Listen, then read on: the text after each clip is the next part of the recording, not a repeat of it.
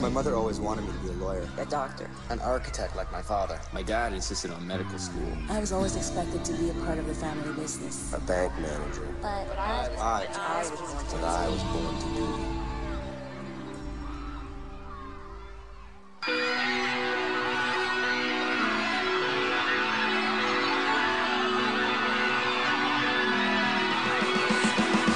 So cool, you know, you get to see all these fans every night, and they always have the signs, you know, date me, and all those things, so it's so funny, and it's, our fans are the cutest, they're the best.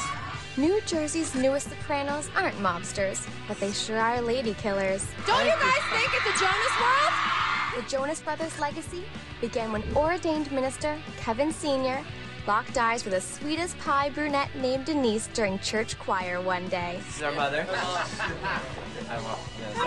CBO, Chief Birthing Officer.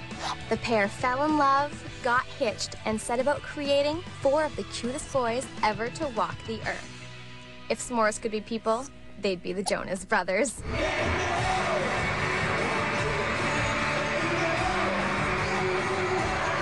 And despite a gap in age between them, the brothers are tighter than a pair of Lindsay Lohan's leggings. There's the eldest, extrovert Kevin Jr., accident-prone heartthrob Joseph. We had this amazing intro, like the glass would break and I'd walk through and it would be amazing, except that I fell through. And introspective Nicholas, the youngest of the group. Are you shy? Yeah, he'd get really No, quiet. I'm not shy. I choose my words, you know, wisely. You will not believe where we're going. Remind you, look ahead, the past is behind you. A boy's genetic perfection can be broken down in parts. Mom passed along good looks, a gentle disposition, and a head of hair to die for, while Dad, a former Christian musician, contributed deep faith and musical talent. We've always felt that the family's the most important part, and as long as that's, you know, firm, strong, then this whole operation will be. God and a good song are the 2 things that Jonases treasure the most. But it was Nicholas Jonas who first displayed a serious passion for music. At 6, Nick was discovered at a New Jersey hair salon after a customer overheard him singing. It always comes back to hair with these boys. The very next year, Nick was performing in the biggest shows on Broadway, including Les Mis, The Sound of Music, and Annie, Get Your Gun. Acting is kind of where we started. I was doing Broadway, Joe was doing some Broadway, Kevin was doing commercials and all that, and you know, it was cool that we're able now to take the music and put it in a show where we're acting as well. Kind of the synergy's nice, and it's definitely going to be a part, I think, of who we are.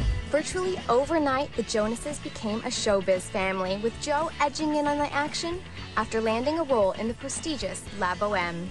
Meanwhile, Kevin was becoming a guitar virtuoso, throwing out the Jonas Good Boy rulebook and ditching school for a few days to master his power chords.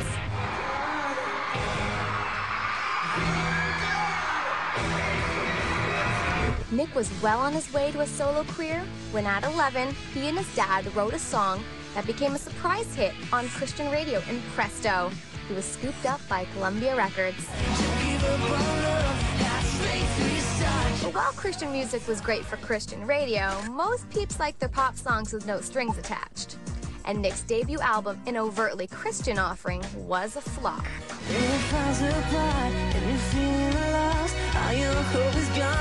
It looked like the good word of Jonas would have to be spread in some other way. Enter the new president of Columbia Records, Steve Greenberg. He knew Nick had huge talent and wanted to give him another chance, but felt there was a little something lacking. When Nick brought along Kevin and Joe to perform a new song for the label head, the cute/talent factor in the room was undeniable. I gave my all for you, now my heart's in two. It was clear that Joe and Kevin were the missing link, and the trio were signed on the spot. Bright lights, boy, look around you. Your imagination is working overtime.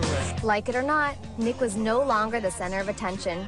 He wasn't even center stage. Smoky-eyed knockout Joe was designated frontman. Kevin would take on lead guitar, while Nick shared singing duties, played guitar and piano, and continued as the main songwriter. The change could have been disastrous. We all know boys don't like to share their toys. But in true Jonas fashion, Nick swallowed his pride and embraced the change with open arms. This is something that our dad has told us from the very beginning. With like at the bottom aiming for the top, which basically means stay humble and keep the right attitude. But sharing the limelight would soon be the least of Nick Jonas's worries. He was in for the shock of a lifetime.